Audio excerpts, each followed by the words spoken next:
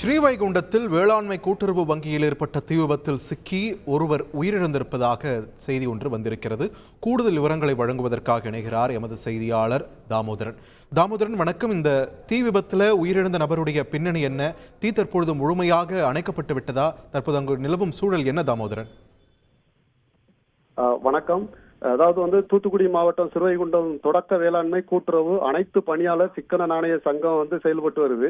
இந்த சங்கத்துல ரேஷன் கடையில் உள்ளவங்களுக்கும் வெளிநபர்களுக்கும் நகை கடன் வழங்குறாங்க. வேற அதை தவிர வேற எந்த செயல்பாடும் அதுல இல்லைங்கிறதுனால அங்க நம்ம ஒரே ஒரு நபர் மட்டும்தான் பணியில் இருக்காங்க. அவர் செயலாளர். அவர் பேர் ஸ்ரீதரன். அவர் நம்ம ஸ்ரீவைகுண்டம் அருகே உள்ள இந்த புதுக்குடியை சேர்ந்தவர். அவர் தற்போது திருநெல்வேலியில இருந்து வேலைக்கு பணிக்கு வந்துகிட்டு இருக்காரு. இது போக அந்த வங்கி உள்ளேயே இ சேவை மையம்னு ஒண்ணு செயல்படுது. அங்க ஒரு பெண் பணியில இருக்காங்க. இவருக்கு உதவியா இவரே ஒரு உதவியாளரை வச்சிருக்காரு. ஒரு பெண் பணியாளர் உதவிக்கு இருக்காங்க. இந்த நிலையில இப்போ இன்று மதியம் உணவு இடைவேளைங்கிறதுனால அந்த பெண்கள் 2 பேரும் வெளியில சாப்பிடுறதுக்கு கிளம்பிட்டாங்க. இங்க ஏசி ஓடுறதுனால கண்ணாடி டோர் வச்சு அடைத்து வைத்திருக்கப்பட்டிருக்கு.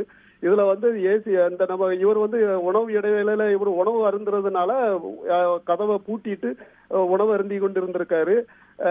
திடீரென ஒரு கெட்ட வாசனை வந்ததா அவர் மனைவிக்கு தகவல் சொல்லியிருக்காரு. அதுக்குள்ள இந்த கம்ப்யூட்டர்ல இருக்கிற அந்த ஒரு இது பேட்டரி வெடித்ததா சொல்றாங்க. வெடிச்சு அது புகை மூட்டமா கிளம்பின உடனே அக்கம் பக்கத்துல இருக்கிறவங்க உடனடியா பார்த்த போது பக்கத்துல நெருங்க முடியல. உடனடியா அந்த கண்ணாடி இதை உடைத்து பக்கத்துல இருக்கிறவங்களோட வீடுகள்ல இருக்கிற தண்ணியை கொண்டு அது உள்ள ஊத்தி உள்ள போயிருந்திருக்காங்க. ஆனாலும் அவர் எரிஞ்ச நிலையில இருந்திருக்காரு. மூச்சு திணறி இறந்திருக்கலாம் அப்படின்னு சொல்லப்படுது. உடனடியா ஸ்ரீவைகுண்டம் காவல்துறைக்கும் தீயணைப்பு துறைக்கும் தகவல் கொடுக்காங்க. தீயணைப்புத்துறை எரிஞ்சுக்கிட்டு இருக்கிற தீயன்னு அணைக்காங்க. காவல்துறையினர் அவரை மீட்டு மருத்துவமனைக்கு பிரேத பரிசோதனைக்காக அனுப்பி வச்சிருக்காங்க. இது குறித்து காவல்துறையினர் விசாரணை மேற்கொண்டு வருகிறார்கள்.